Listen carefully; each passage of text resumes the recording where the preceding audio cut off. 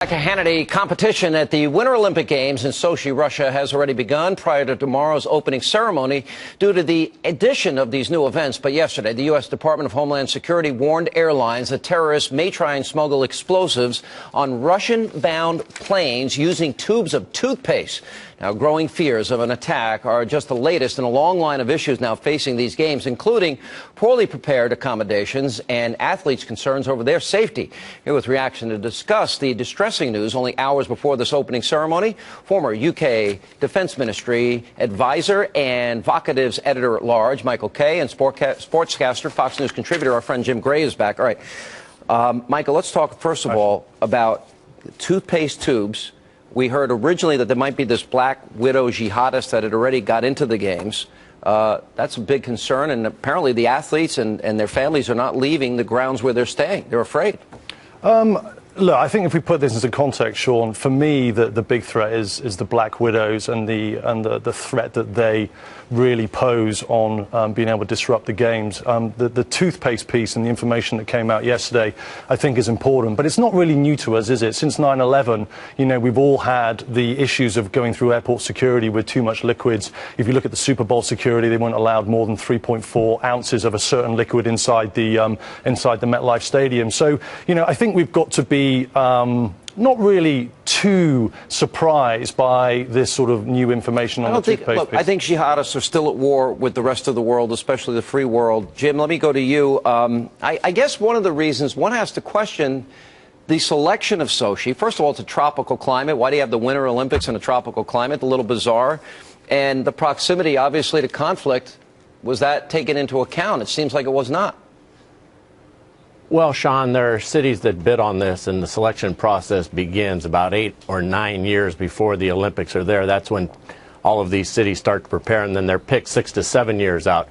If you look back to 1984, only 2 cities bid on the Olympic Games. One was here in Los Angeles, which was awarded, but the other one was Tehran, Iran, and that was before the revolution. So things change on this global basis. Things just are so altered on a daily basis that they really don't know. Sochi and Russia has been wanting to have an Olympics since Moscow back in 1980 when the U.S. boycotted. It's a tropical climate, Jim, and this is a Winter Olympics. Well, they have the mountains and they have the snow, and believe it or not, unlike the Super Bowl in New York where we talked about the weather for a year and a half, they've talked about the weather there, and they have plenty of natural snow. Well, they also have palm trees, which is a little ironic. But, all right, let's take a look at some of the conditions. This has been tweeted out by athletes and their families. For example, you have this one toilet bowl where it literally says, throw the paper here. Don't flush it down the toilet. Then we've got pictures of dirty water that has been tweeted out by a number of the athletes as well. I mean, that is really disgusting. On top of that, you've got unfinished hotel rooms and a lack of accommodations for the athletes, for their families.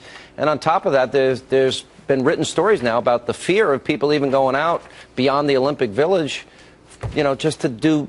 The only people out there are Russians, apparently.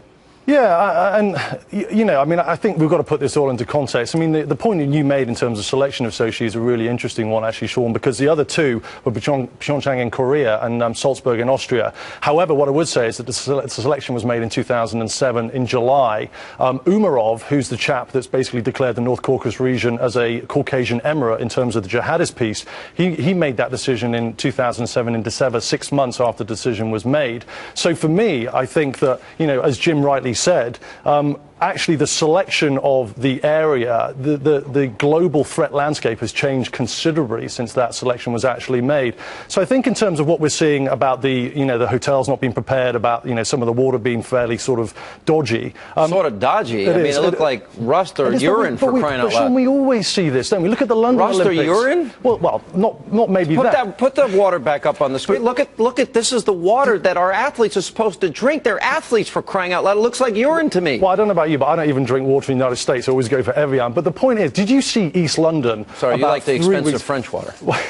It's a point well made. If you looked at East London 3 weeks before the London Olympics started, it was a building site, and we had all these discussions. Was London ready? Hopefully Sochi will get its own. Jim, last question. When Shaun White pulls out of one of the events that he has, for fear of his safety was the comment that he made. Now, he's a pretty, you know, bold, brave, dynamic snowboarder. That took me by surprise a little bit. What was your reaction to that? Sean, I think it's important to point out the fear of his safety was not because of terrorism. The fear of his safety is because of the way the course was built. The course was built. He thought it was too dangerous, and he thought it would take away his chance of winning, recapturing the gold in the event that he won the last 2 years. That's correct, but this is a new event. He pulled out of a new event, which is brand new at these Olympics, and a lot of people are criticizing him today for saying they didn't feel that he thought that he could win. That's why he's pulling out. He also hurt his wrist in a preliminary event coming up. He's going to participate in the event that he has won twice before in the Olympics, so he will still stay in that. But the security issue wasn't the reason why, but they thought that the course was too dangerous. Of course, if you look back in Vancouver, they thought that the course was too dangerous on the bobsled and the luge, and unfortunately, very unfortunately, an athlete died there. All right, guys, thanks for being with us. Appreciate it. Cheers, Sean, and thanks. coming up next.